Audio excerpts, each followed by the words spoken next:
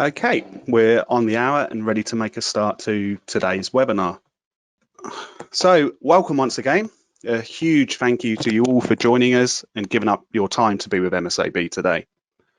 This is the third part of a planned series from MSAB where we're going to be running a mock investigation and showing you how XAMN can help simplify that process. Hopefully most of you will have seen the first two parts and you've got an idea of what to expect today. For those of you new to the series, I will be carrying this out with mock forms and processes, etc., in a way of making it as close to real life as I can do.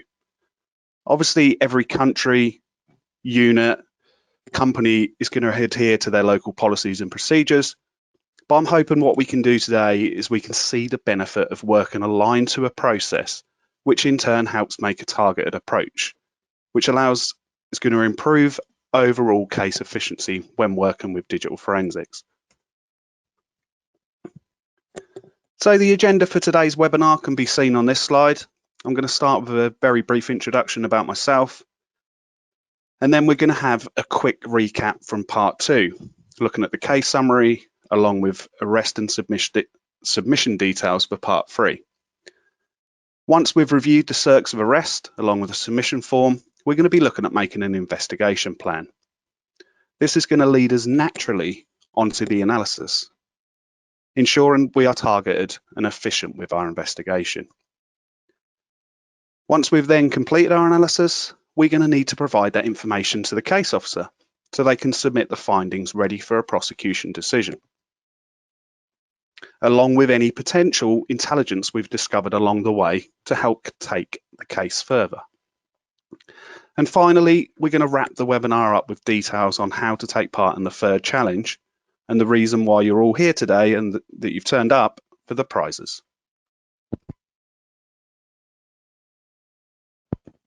So a few details about myself. You can see myself on screen, scratching my head at an IKEA instruction booklet. So we want to help Swedish products be as simple for you. So formerly, I was a police officer, whereby I served 15 years as a detective constable. Finished my career working in the DFU, Digital Forensics Unit, where I worked computer and mobile devices. I started off with the acquisition stages, learning the basics before progressing on to more detailed analysis and attending court to give evidence. During my time within the police, like I stated, I did investigate computers and phones, and I also had experience working with the frontline market with kiosks. Following the police, I briefly worked as a consultant in incident response and digital forensics, and I've worked on some high-profile cases, given evidence at some of the most famous courthouses in the UK. So I have a good understanding of how to gather, and more importantly, how to present that evidence you discover on digital devices. Now, my details are up on screen, so please feel free to reach out if you have any questions following this webinar or in general. I'm always happy to assist, and if I don't have the answers, I'm going to do my best to find them for you. Now, I will try and answer questions as we go today. Unfortunately, we don't have anyone helping out with the webinar, so please be patient. I will run through the investigation, so I probably won't have time to keep an eye on the chat, but we will have a section at the end, and if anything needs to be answered live, then we will do so then. Just to also reiterate that today's webinar, unlike part one and part two, is only an hour long. We felt that an hour and a half may be too long, so we're going to try out the hour and see if that works out better.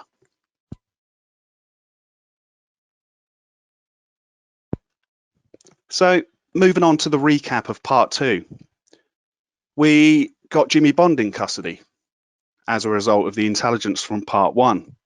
Jimmy Bond was based in New Jersey, and following his arrest, we located 3 further suspects.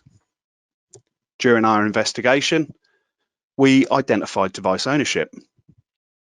We found chat and picture data that helped prove the offence. And we identified that Jimmy Bond oversaw the New Jersey crew, and he had links to the UK. We also discovered that, like Ronnie Reeves from part one, Jimmy Bond was in contact with an international OCG.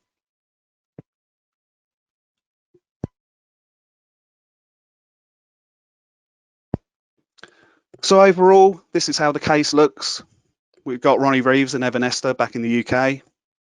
They were detained and charged and going to court. The New Jersey crew, we discovered Jimmy Bond, Fakal Barber, Jack, and Max Caddy, all charged and detained in New Jersey. Following that investigation, we've now identified an individual called Bill Markham, and he was identified as being a significant suspect from the New Jersey investigation. Markham has been brought into custody along with a co-defendant.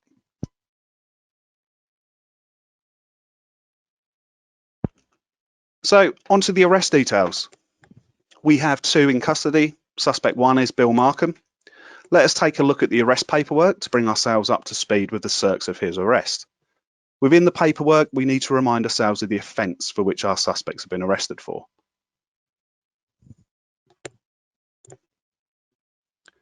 So we can see that Bill Markham has been arrested in Florida yesterday morning.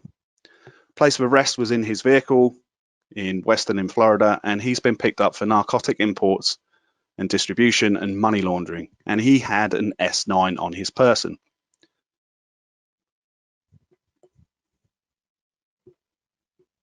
So let's have a look at Tim John. So Tim John lives just around the corner from Bill Markham, and he has been picked up at the home address of Markham when the property was entered for a search warrant. So that's how come Tim John is now in custody. So in regards to suspect 1, Markham, an arrest warrant was executed following the named intelligence from the New Jersey investigation. He has been found in his vehicle in possession of a large amount of unexplained cash, along with unmedicated prescription drugs. And obviously, suspect 2 was arrested after being located at suspect's 1 home address when a search warrant was executed following his arrest. Both addresses have had a search warrant executed, and they are now in custody. So moving on to the submission forms, just a general reminder that whether you're accessing data that's been extracted from the front line or you're sat in a lab, a submission form should have been completed. This allows the team who are extracting the data to know what is looking to be achieved, and more importantly, if the extraction is lawful and justified. Let us take a look at the kind of details that you expect to see on a submission form. So we're going to be looking at subject details, dates of birth, addresses, police custody references, and more importantly, exhibit details with bag and seal numbers. The circs of arrest should be on there. The condition of the device should be on there, along with points to prove and keyword searches.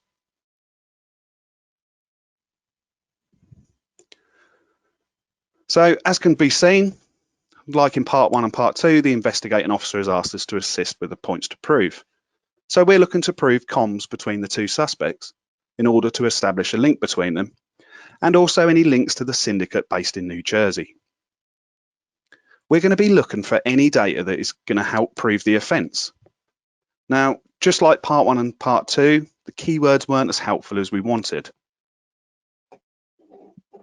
To help us further, we would hope for a time frame, something like that. However, we've been given some keywords, so at least we've got a good start.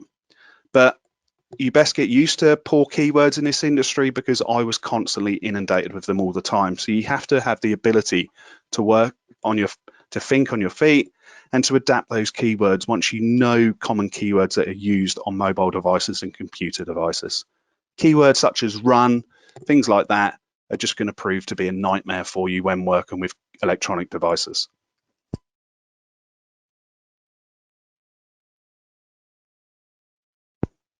So onto the investigation plan. Exactly the same as last time. We're not going to change a winning formula now. Setting these basics into our everyday policies allows our investigations to run consistently, ensuring that we don't leave any stone unturned when we're carrying out our investigation.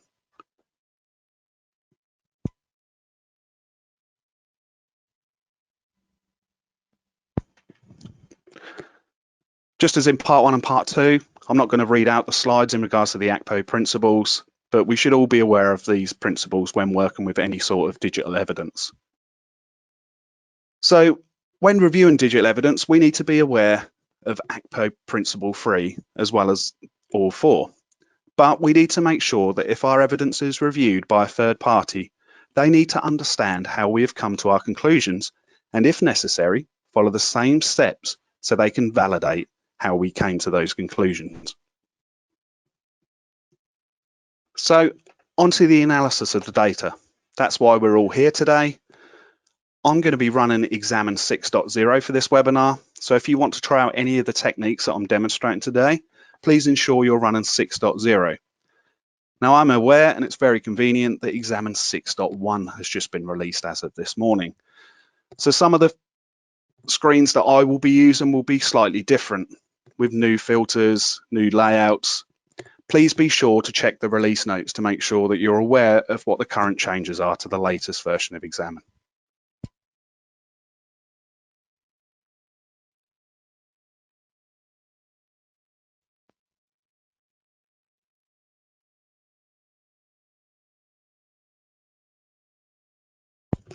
So I'll just get XAMN ready.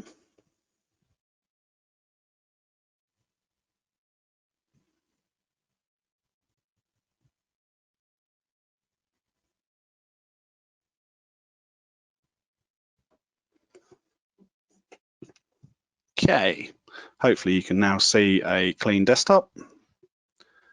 And what I'm going to do is I'm just going to move some files over that we're going to be working with today.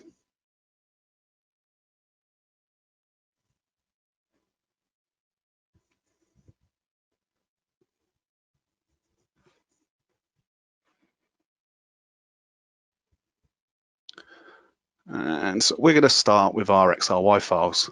So within that, we can see that we've got a case file, which is the file that holds all of the XRY files together, indicates what files belong to this case. It also adds the audit within those files, showing what XRY files have been added and removed from the case. So let's launch our case.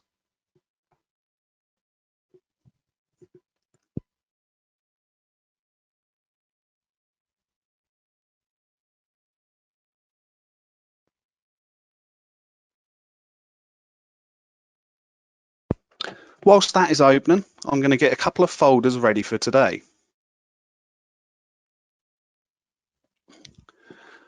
I am going to get a reports folder created and an exports folder for any files that we need to work with during our investigation.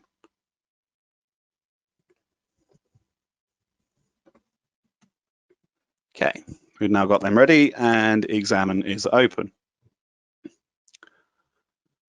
So just a quick run through of the sections. Obviously, we're going to be keeping an event log today. As we reminded ourselves, the ACPO guidelines dictates that a third party should be able to follow and come to the same results as we do. So it's best to keep a detailed log of what steps we're going to take. And remember, the more details, the better. You're going to thank yourself when you revisit this case at a later stage. So let's get our event log started.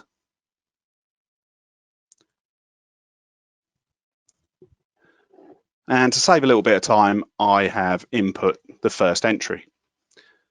I've also included the operation name, any DFU references, the exhibits, the subjects I'm looking at. And just like part 2 and part 1, I've indicated what exhibits I'm working with, what version of XAMN, and what forensic workstation I'm working on. Forensic workstations in a lab need verifying, just like tools, so it's best to include that should any sort of problems occur at a later stage with your current workstation.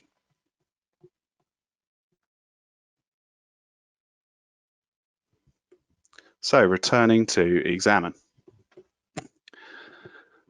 So on the left-hand side, we've got the case info.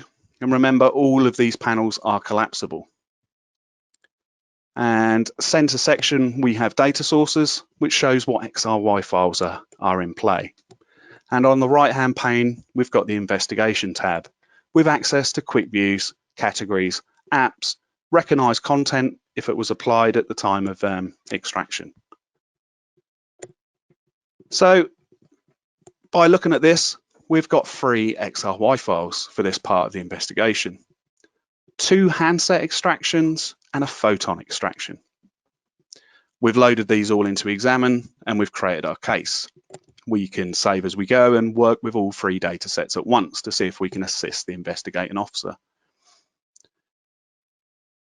As I have done in part 1 and part 2, the first thing I'm going to do is to activate exclude known data. A digital forensic examiner job is hard enough without having unnecessary files to review. So I'm going to simply go to all artifacts,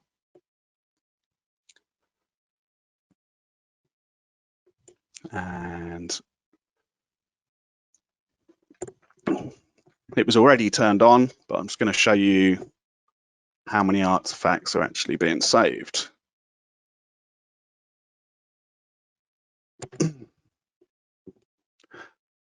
So all artifacts see us presented with just over 500,000 artifacts. Now let us apply the known data library and check the results. So the number of artifacts is now reduced to just over 300,000.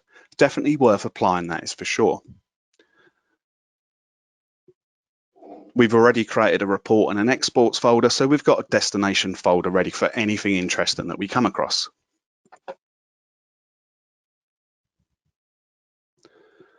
So once again, we find ourselves in an investigation taking place in the United States, the East Coast. So we're going to need to activate a time zone filter, so our dates and times are correct.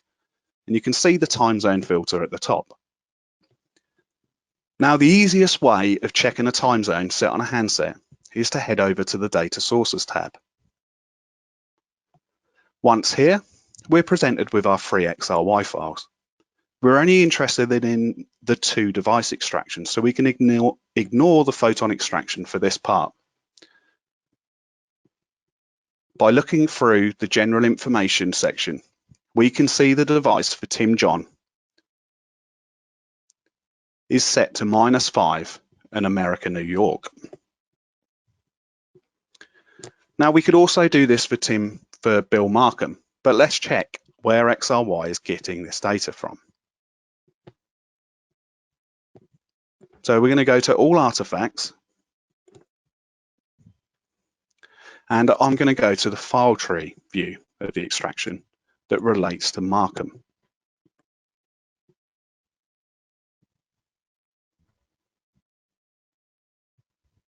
Don't do live demos. All right, I'm just going to quit XAMN out here.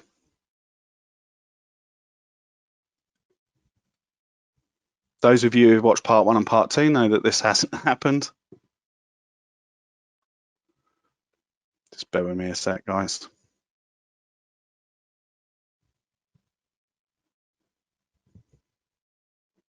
Okay. All right, we're just going to load it up again.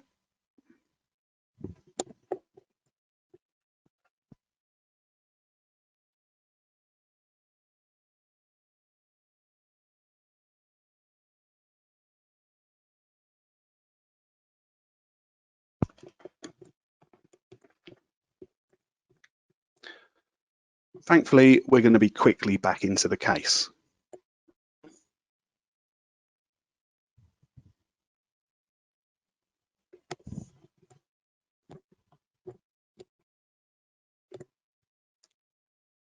Once we've waited for XAMN to process the data, we're going to hit OK, and we're going to return to all artifacts.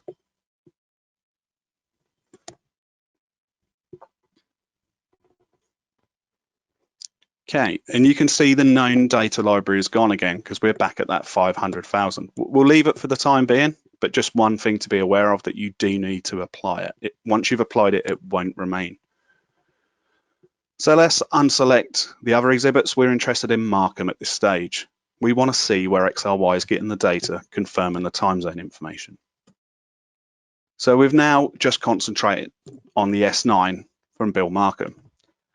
Let's go to File Tree View, and you can see that we're only looking at Bill Markham's because the other 2 extractions are grayed out. So we're going to head to a known location where time zone settings are stored.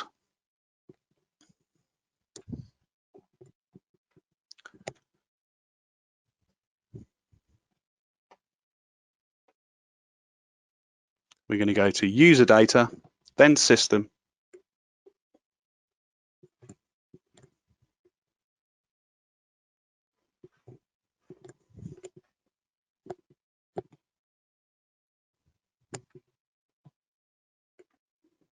system's quite a big folder, so we'll allow that to open.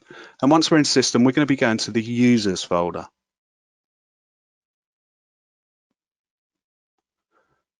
Open up the users folder.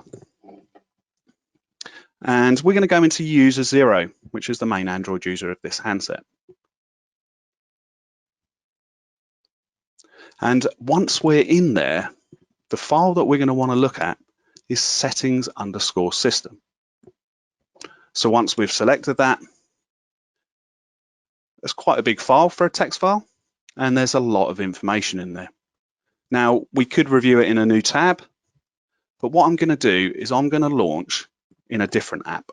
I'm going to have a look in Notepad++.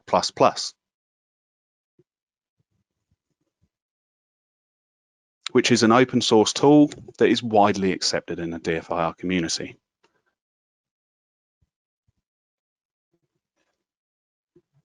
And I will show you as to why I'm using Notepad++. Notepad++ has coloring, it understands languages, so it formats the data for you. Most importantly, we get the ability to control F. So we're interested in the time zone. So I'm going to do a search for, you guessed it, time zone. And boom, we have a hit. And as we can see here, the S9 of Markham had a time zone set to America, New York, exactly the same as Tim John. So we're quite happy that we can set our time zone to -5. Just wanted to show you where XRY and the XAMN are pulling that data from.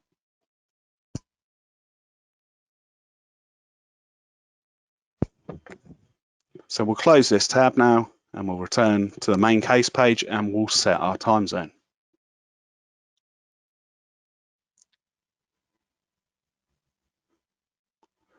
Now, what I am going to do is I'm going to record that information on my event log to say that we have confirmed the time zone, and I'll indicate that we've validated it with the settings_system file from Markham's extraction, and we did that using Notepad++.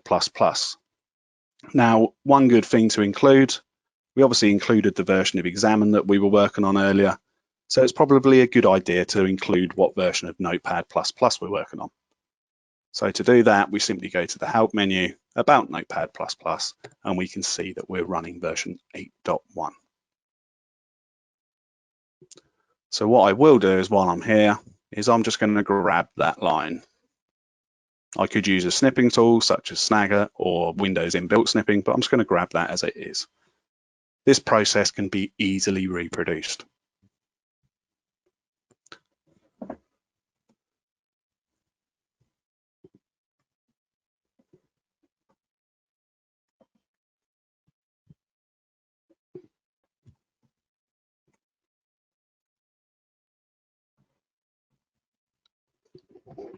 This might feel like a laborious process, but it's a necessity. We have to include the investigation that we carry out so it can be reproduced. And when this case hits court months, sometimes years later, thanks to COVID, you're going to be grateful that you recorded as much detail as possible.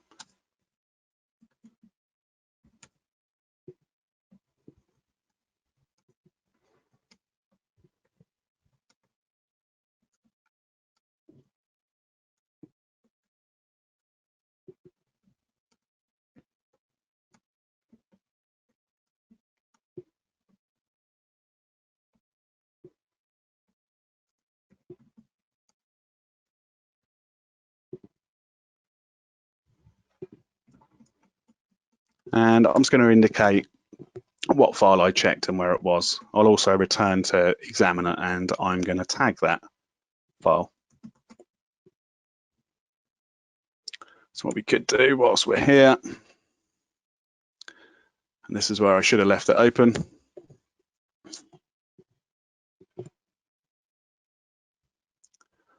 Once again, I'm just going to select Markham's.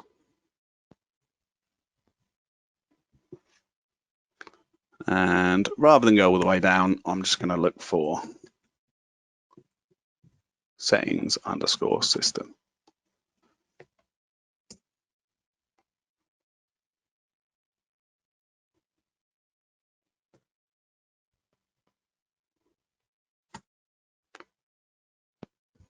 And there we have our file. So I'm now going to tag that.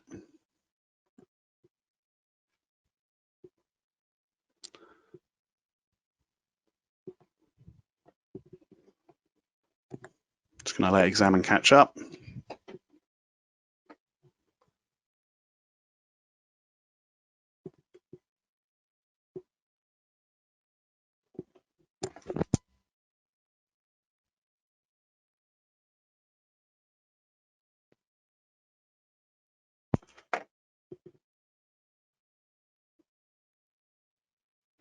Okay, we'll just let XAMN catch up.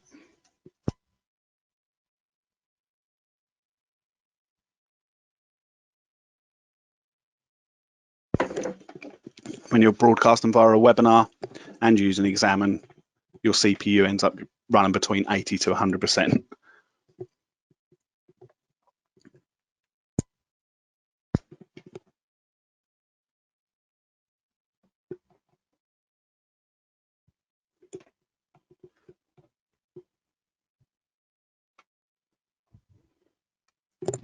Okay. Right. Whilst we're waiting for that to come back to life, we're just going to return to our event log, and we're going to fill in where we check the file.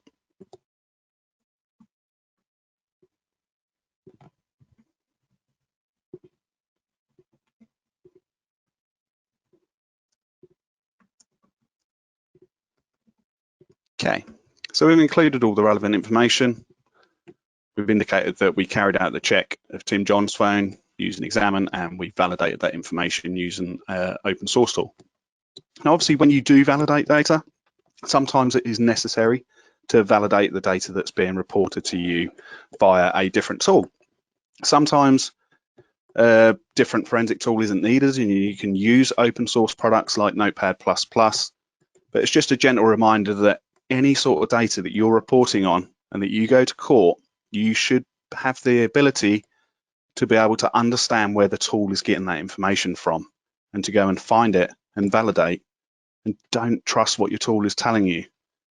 99% of the time, your tool is going to do a good job, but having the capability to understand where it's getting from is going to help you out if you present this data in court, and you should be able to understand where the tool is getting this data from.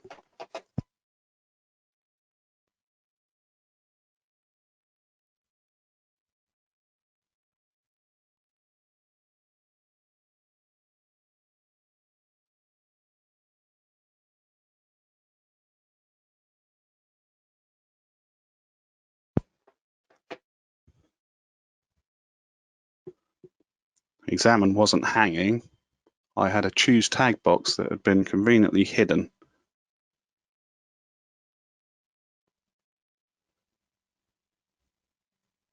So, right, we're back now. If I choose tag, there you go. It was hiding behind the screen.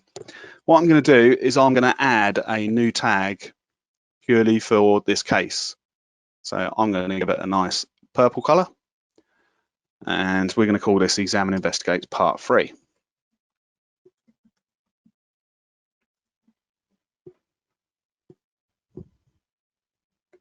Okay, so we have now tagged our first file of interest. It's not of interest in regards to prosecution, but it's helped us establish the correct time zone to use. As soon as you apply the time zone filter, you will notice that your times change dynamically.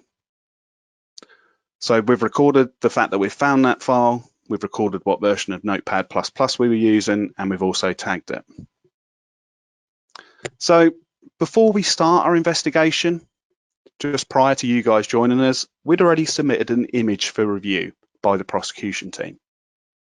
Now we've heard back that they would like us to verify the Exif information that XAMN is reporting and to verify that it's correct.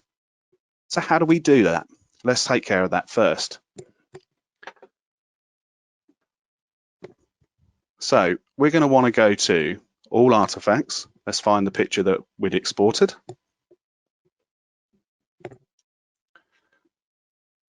And we're going to go to pictures.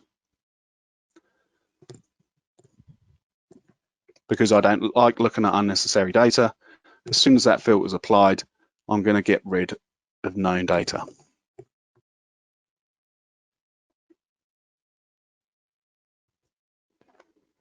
And because there's pictures, I prefer viewing in the gallery view. Just a reminder that your views are always across the top here. And I'm going to sort by file size. If metadata's in question, then the file is going to be quite large. So we're going to go to the top, so the largest are found at the top.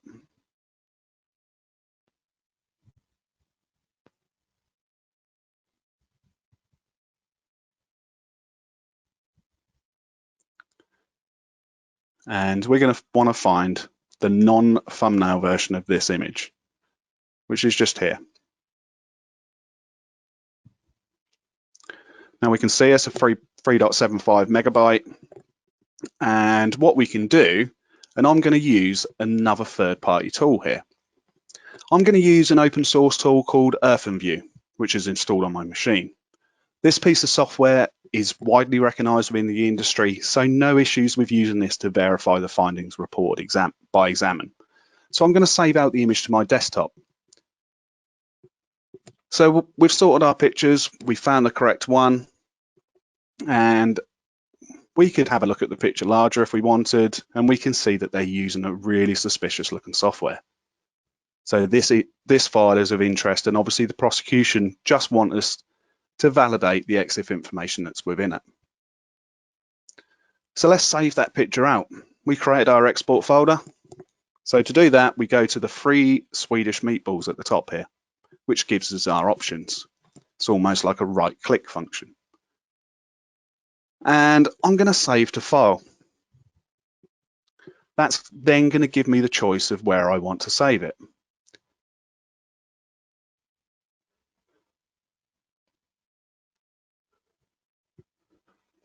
I'm just going to rename the reports because I was still in part 2 mode. And I'm going to save it to exports. And you'll notice that XAMN is naming the file exactly how it was named on the device.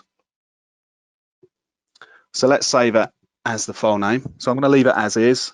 And we're going to carry out a hash verification once the file is exported, just to ensure I'm working on the same file and no alterations at all have taken place. So if we show technical details here, we can soon see our MD5 and our SHA-1. So it's going to move XAMN to the right-hand side of the screen. And on the left here, we can see we've got our exports. And within there, we've got the photo that we've just exported. We can see that the file name is correct. So EarthenView is just a case of dragging the picture onto EarthenView. And now that picture is opened using EarthenView. We're aware of what our MD5 and SHA-1 should be. It's reported down here. So let's have a look and see what EarthenView is suggesting. To do that, press the information marker in EarthenView. And we're going to want to choose Exif information.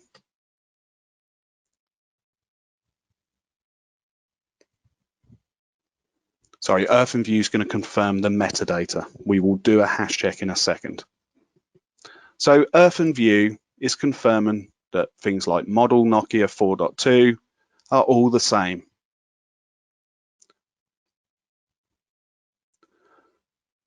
As well as file size and We've also got the file size that's been validated here. And it's just a good check that we can carry out to show where XAMN is getting this information from. So once we exit out of EarthenView, another tool just to check the hash is HashCalc. Again, another free open source tool and one that's widely used within the industry. And again, it's just a case of dropping the file onto Hash Calculator.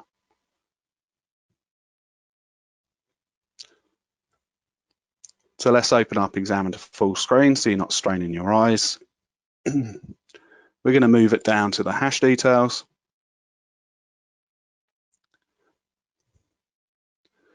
And we can see that our hash values are matching. So both tools are reporting the same findings. I'm just going to do a quick snippet tool, and I'm going to save that in my event log.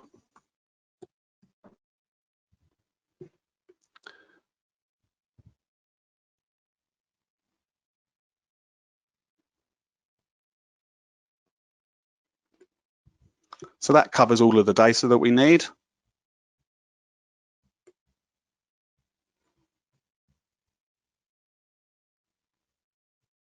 So we're going to file save as, and we're going to save that into our export.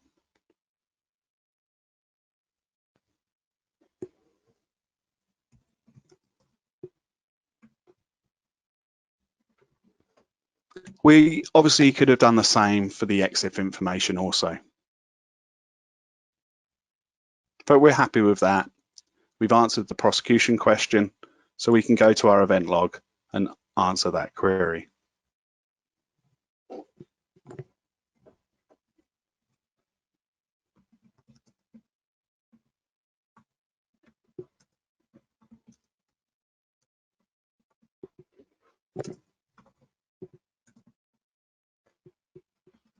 Okay, I'm just going to grab the image file name.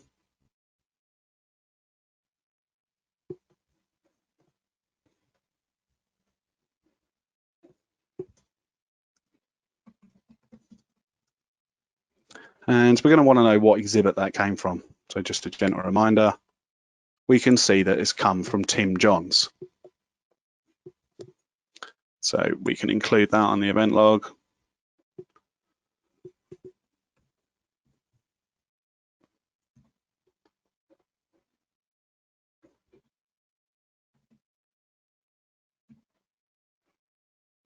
And all I'm going to do in here is paste the snip that we just took.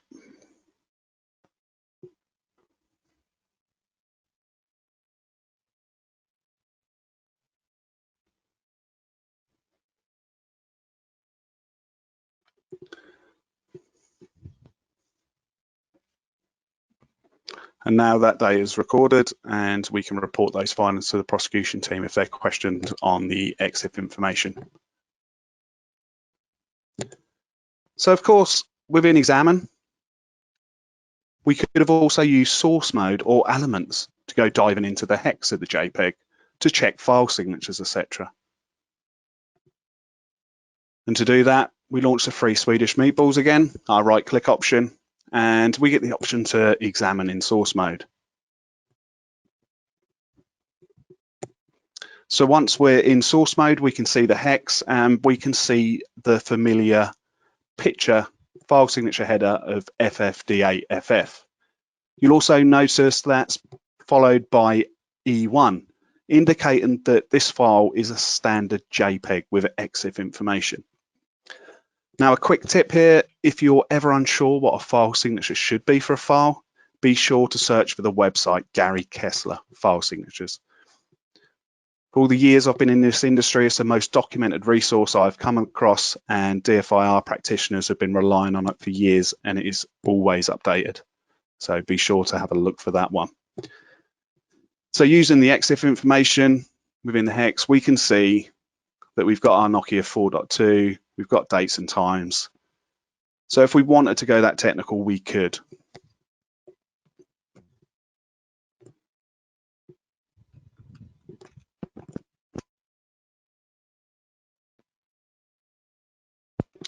So we've carried out the checks that we needed to do. Now I'm going to start the investigation, and the first thing I'm going to do is I'm going to concentrate on a hash list that was shared by the New Jersey investigators to see if we have any hits. To load this hash list into XAMN, you simply choose the plus button to add a file containing hashes. This allows it to be repeated beyond all doubt, and I'm going to hash the hash list that I use and record that on my event log. So let's load that hash list.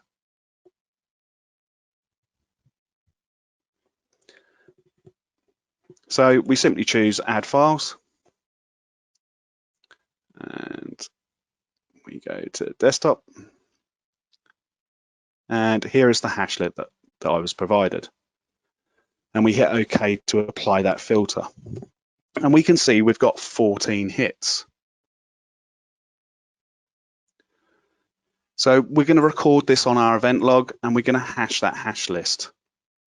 And what we're going to do is we're going to move that hash list into our report. So if it's used, we can rely on it.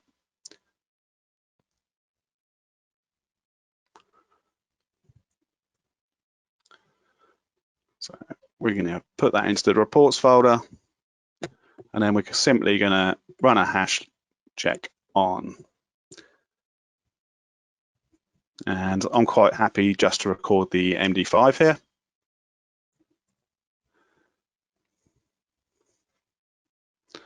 And let's record the fact that we've run a hash list and got 14 hits.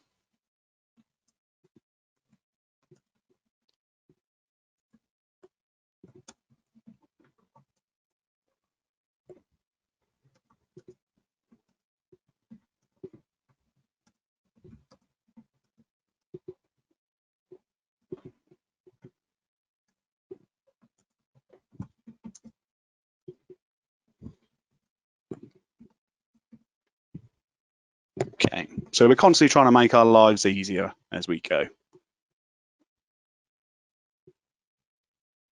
So let's return to XAMN. So these are the 14 hits.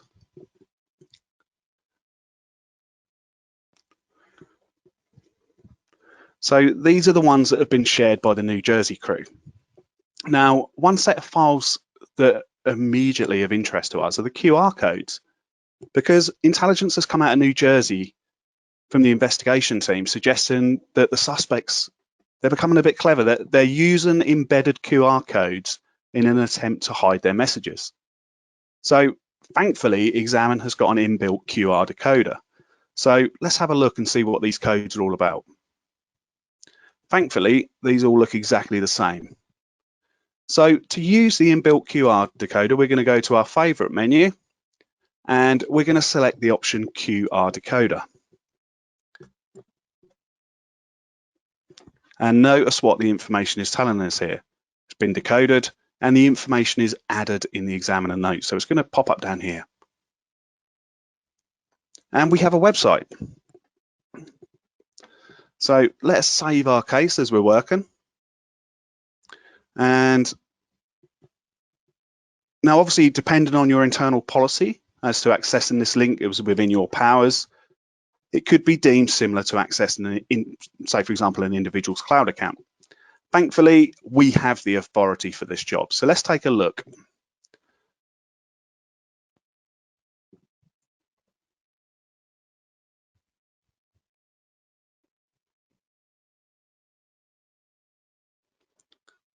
So we're going to bring up a web browser.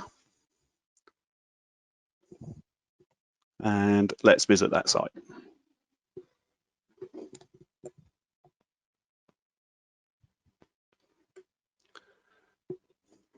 Now, we can see some interesting names here, and it looks like a waiting list, but maybe because of COVID, they're only allowed 4 people, but the gifts received seems a little bit sus. And food choice account terminated. This doesn't seem like what it appears. So this is going to be of interest. So we're going to record that on the event log. And we're going to record the fact that, well,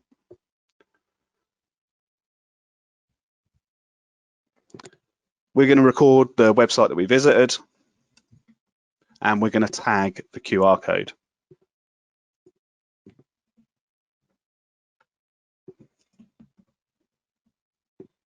What we're also going to do is we're going to take a snip of that web page. As we all know, web pages can change, and the suspect might be onto us and take that site down. So let's grab it whilst we've got access to it.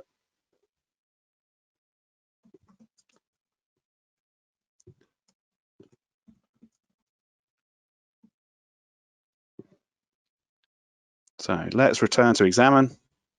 We're going to tag this with our new part 3 tag, which is now hidden. So let me just close this. Okay. Okay, so we've now got the file tagged and we've got the website address. So let's include that in the event log. Should still be in our paste, which it is. And I'm also going to include the fact that we accessed it at that date and time shown, just in case that file gets taken offline. And whilst we have it up, let's grab our snipping tool.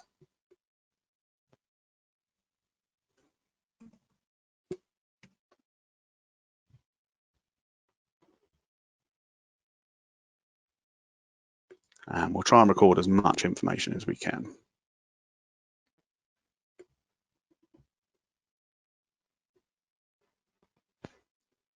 And we're going to call that QR decoded. And what I'm going to do on the event log is I'm just going to record the fact that I took a snip and saved it as QR decoded.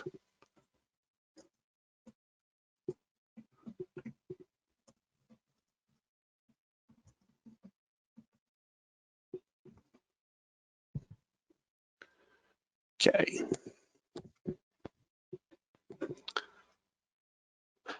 So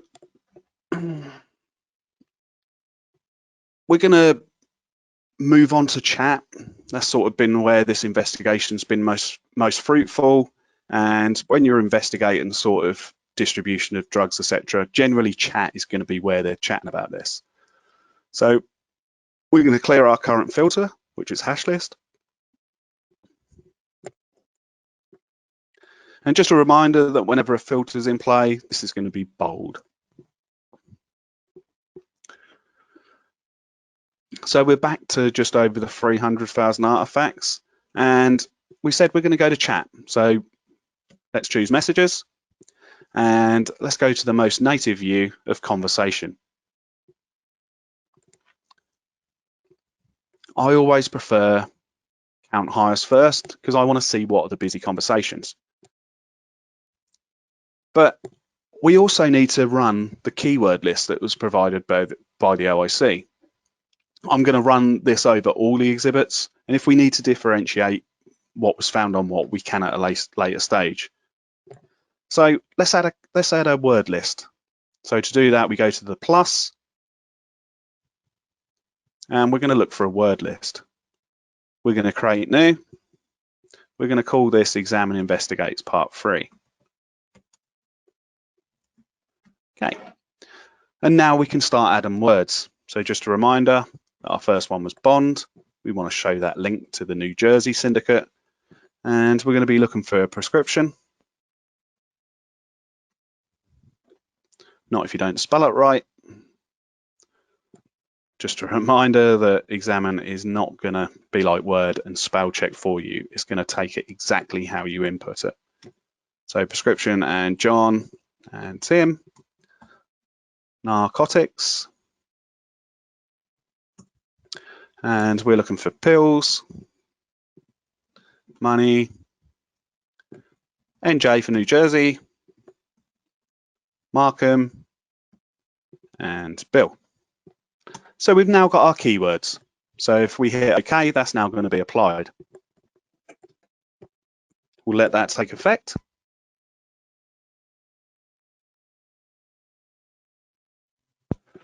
And it's reduced the number of hits. And if we try and have a look to see where those hits have come from, it's not exactly helpful. It hasn't helped our investigation hugely. We can see hits of just names. So I'm going to return to running these one by one in the text search box. So what I'm going to do is I'm going to come to here and I'm going to remove that filter that we just input.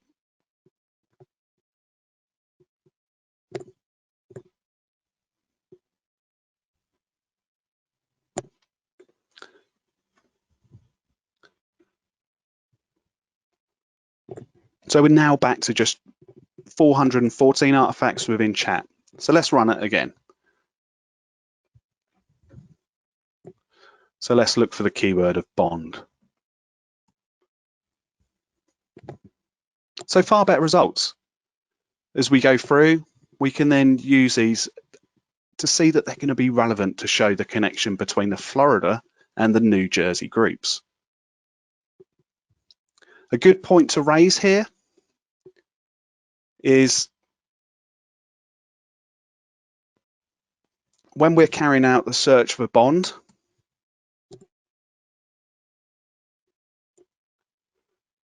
we're also getting hits in other areas that previously we weren't. And I was going to show you that. So we've now got a file here from Instagram. And it's an XML file.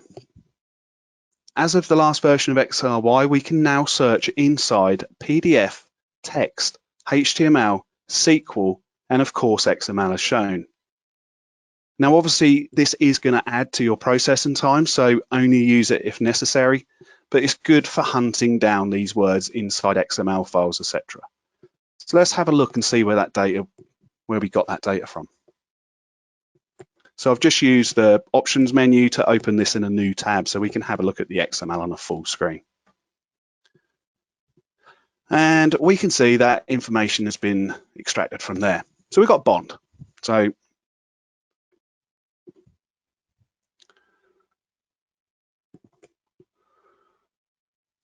and to remove any sort of filters I'm looking at, Instagram, you just simply click them.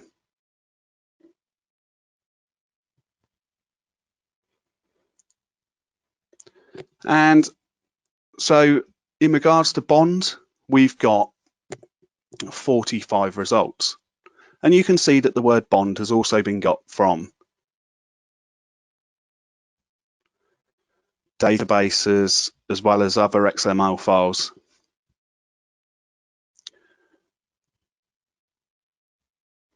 And we can see here, bond has also been got from an SQLite table.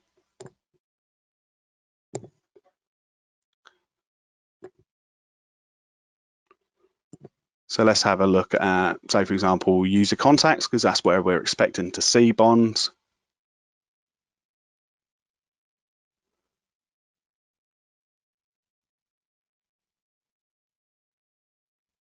And there is Jimmy Bond.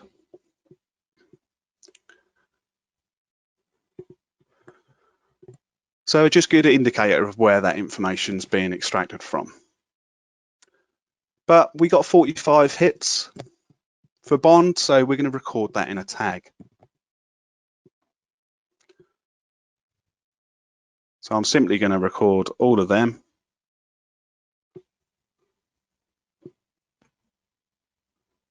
So I've now selected 45 just by doing Control A. You can see here that I've got 45 artifacts selected. And I'm going to create a new tag for these. And of course, my tag window is hidden. So we're just going to make XAMN a bit smaller so we don't lose it. Try and make it big enough for you guys to see. And we're going to add a keyword tags. So let's go for a nice green this time, and we're going to choose keywords.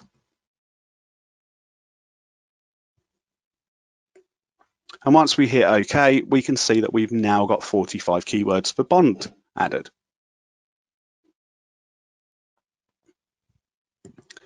So let's now run the next keyword.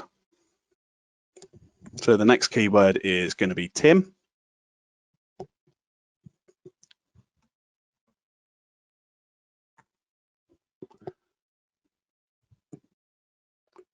So potentially a lot of unrelevant hits due to Tim being contained within time zone, as can be seen on the screen.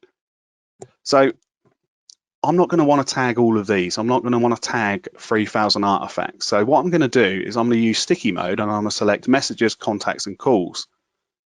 So I'm going to select sticky mode, and I'm going to select messages, contacts, and calls. Brings it down to 139, and I'm going to add these to the keyword tag.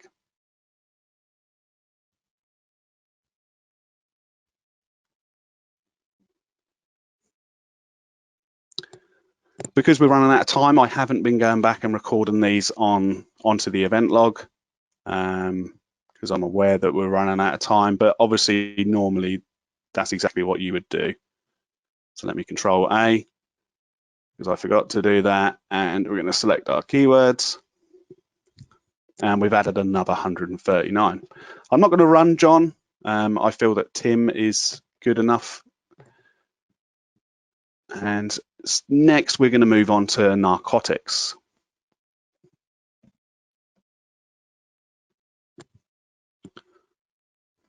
Zero artifacts. And we could see as we were typing, XAMN had automatically given us the option of narcotic. So out of interest, I'm just going to see what that has come up with.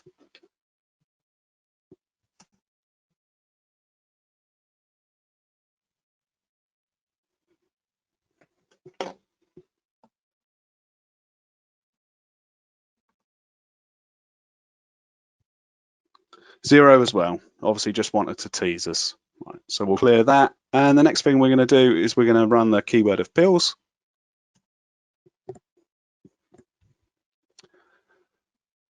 And we've got 13 hits with pills, but nothing really of relevance. There's no messages, there's no calls. So quite happy to leave that. Next is money. 117 hits. Quick one in chat, which we'll have a look at. Again, a standard message that's come from the app creators, so nothing of relevance. And let's have a look for New Jersey. I don't even know why I'm running this. I don't expect it to come back with any relevant hits, which it hasn't. And finally, let's run Markham. And we've got 10 chats that have come from Markham's handset extraction, which is to be expected.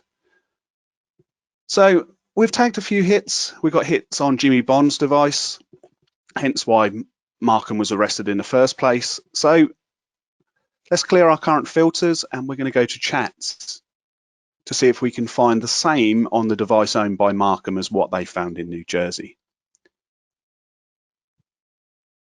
So let's select chat. And we're going to choose conversation view. And examiners remembered that I prefer the highest count first. But let's have a look and see if we can find the conversation with Jimmy Bond.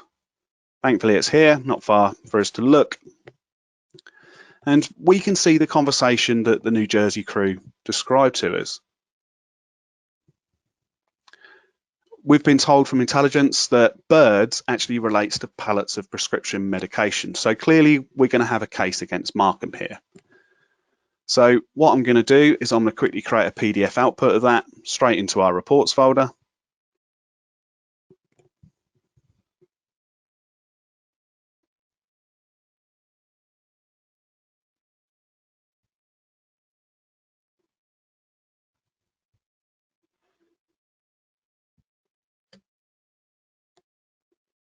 And that is done. So we've now got enough on Markham. We've got hash hits that have been discovered. We've got the other end of the damning chat, and obviously he has been found in possession of unprescribed medication. But let's have a quick review of the chats whilst we're in here. And we can see we've got a Florida group chat. Now, quickly looking up here, we can see the participants who are in this chat.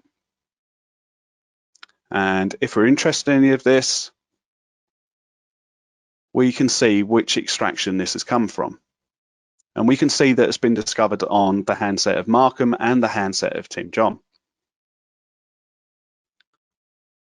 So again, we've got Tim John here talking about creating fake Craigslists, also sharing credit card details that were picked up in the hash hits as well. So again, another relevant chat thread, and enough. The fact that Tim John was discovered in the home address of Markham and he's got these conversations on his device is going to be enough. So let's export that into the same folder. We don't want to. And on my event log, I would have recorded the fact of the files as I'm saving them. So these file names, I would have included the fact that I'd created a PDF with this name. But I'm aware that we're at overtime already. So what that leaves us to do is let's bring in all of our tagged items. And we're going to create an HTML report.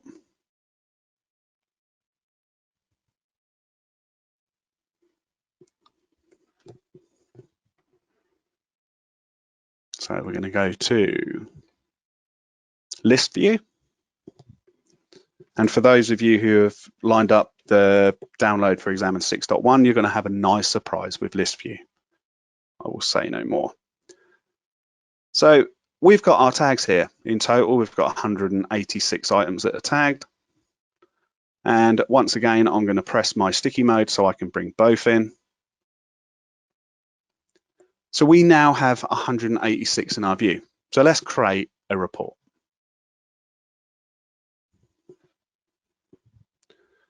And so we're going to go HTML. And last time in part 2, we quickly showed you how to customize the HTML so you can include logos, addresses, cover page, sort of with your qualifications, just little steps that's going to help you save time when you're doing these over and over again. So we're going to call this our overall, and we're going to save it to the part 3 folder, which was called reports. And we're not going to want to open the folder. We're happy with what we've got.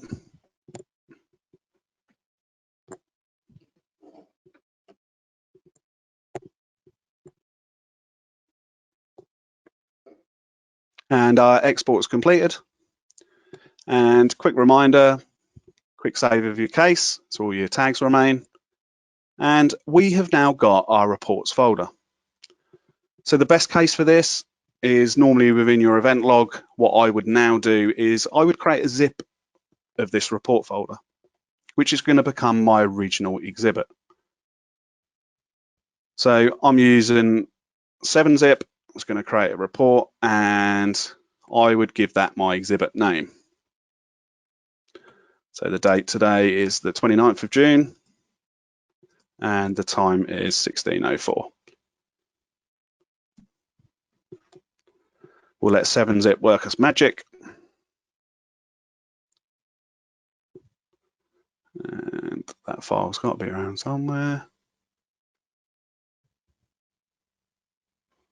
And there is our report folder. So using the power of hash calculator again, I would simply drop it onto hashcalc, and I would record the MD5 and the SHA-1 on my event log. So that way that remains as my original exhibit, and my reports folder can be shared with the prosecution team. So we've got a reports folder that's full of interesting artifacts. We've zipped it, we've hashed the folder. And obviously, depending on the size of the reports folder, I would then look at exporting that to an external USB that, like I said, becomes my exhibit for court.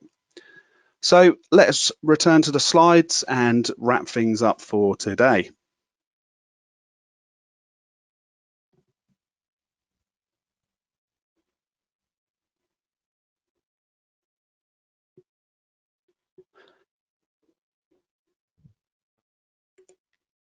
So as in part 1 and part 2, we only had an hour, so we could have done a more detailed and granular search, but for the purposes of this webinar, we didn't do a deep dive.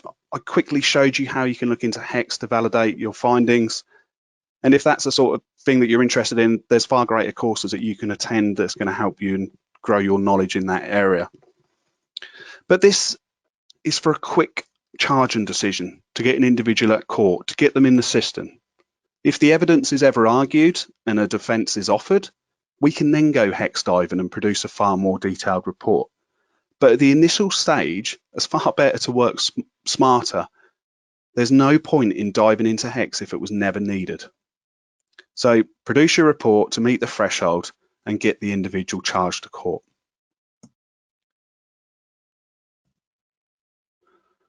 So we've identified device ownership for the exhibits. We looked at the time zone. We confirmed that. We validated a picture that is being used on the prosecution case. We've got chat data that helped prove the criminality and linked Markham to the New Jersey syndicate. And we identified that Jimmy Bond was in charge of the group and connected to Markham. Now, we do still have several chats to go through, which ultimately could allow more intelligent checks. There was other individuals in that Florida group chat.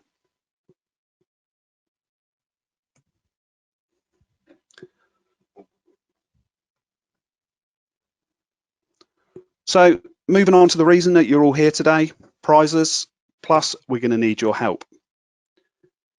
We've already received some questions from the prosecution, which we're going to need your help in answering.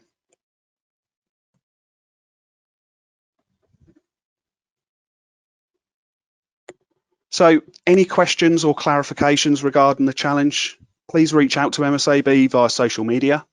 Look for MSAB on Twitter, Facebook, or LinkedIn. You can reach out via the email address that I'll provide at the end. And I'm going to copy a link into the chat where you're going to be able to visit the site and download all of the files to complete the challenge. The website that you can see on screen, if you simply change part 2 to part 3, that is where you're going to need to go. I will copy it into the chat. So when you arrive at the site, you're going to be presented with this screen where you'll have the option to download XAMN Viewer and the required XRY files. Just bear with me while I copy the link into the chat.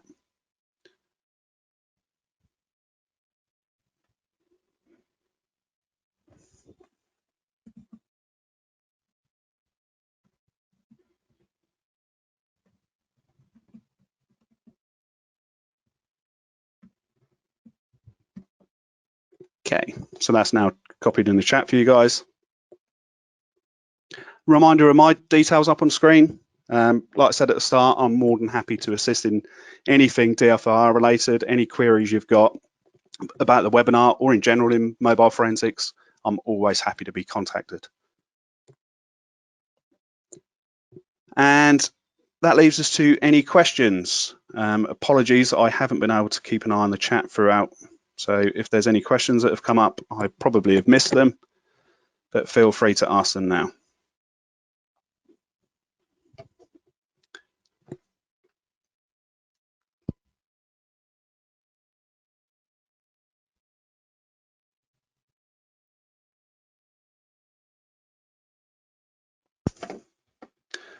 Okay, we've got one question. Provide a recording for the webinar. Once you've signed up for this, you will get access to the recording and it will be published on YouTube at a later stage.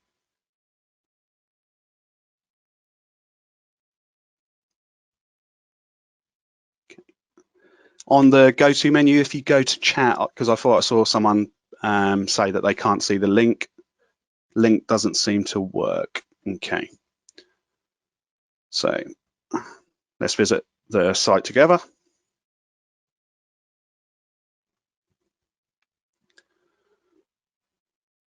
So msab.com,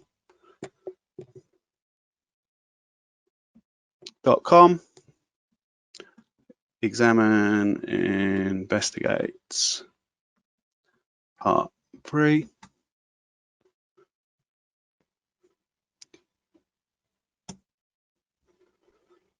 it doesn't. Just bear with me, guys.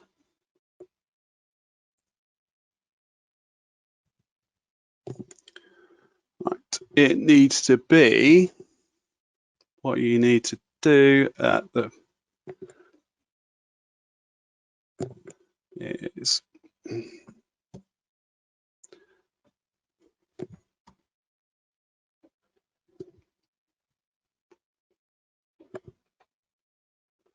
okay, just bear with me. I'm just going to copy it from my other machine.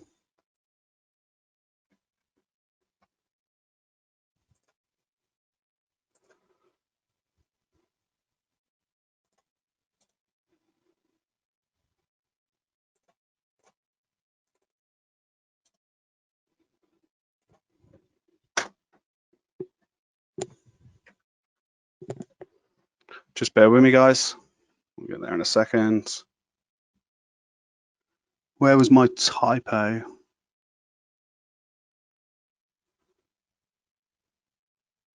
Thank you very much. All right. Hopefully, I'm going to be able to solve that in a second. I did tell you I was riding solo, so I'll be as quick as I can, guys.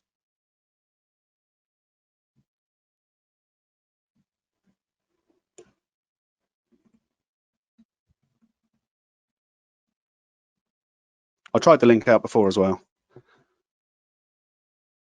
Always helpful.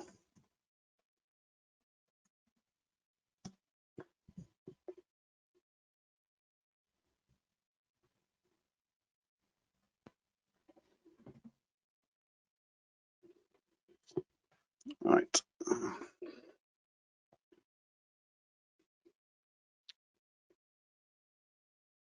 Whilst we're waiting for me to get that link, just a little shout out for a webinar that for a podcast that I've recently had the fortunate to be part of, which I record with a gentleman called Phil Cobley. You can find that. It's vendor neutral. So Phil and I discuss all of the latest DFIR related sort of news in the industry. In our latest episode, we had Heather Mahalik on for an interview to talk about SANS validation. So you can find that on YouTube and Spotify, Apple Podcasts, etc., etc. Right, I think I now have the link.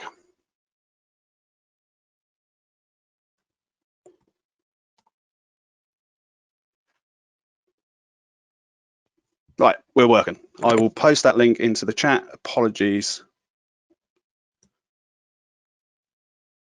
Okay, that should now be sent to all.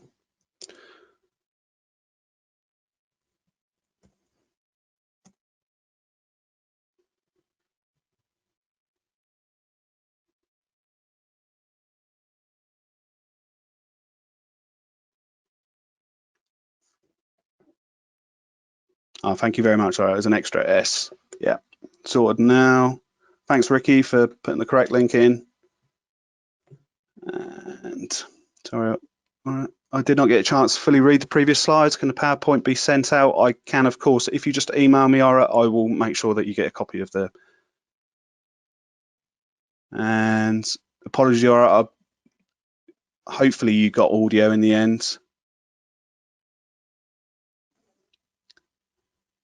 And please, yep, noted, Jorg. But on that note, if there's no other questions, thank you, and hope you enjoyed the webinar and return to join us for part 4. Thank you very much, everybody.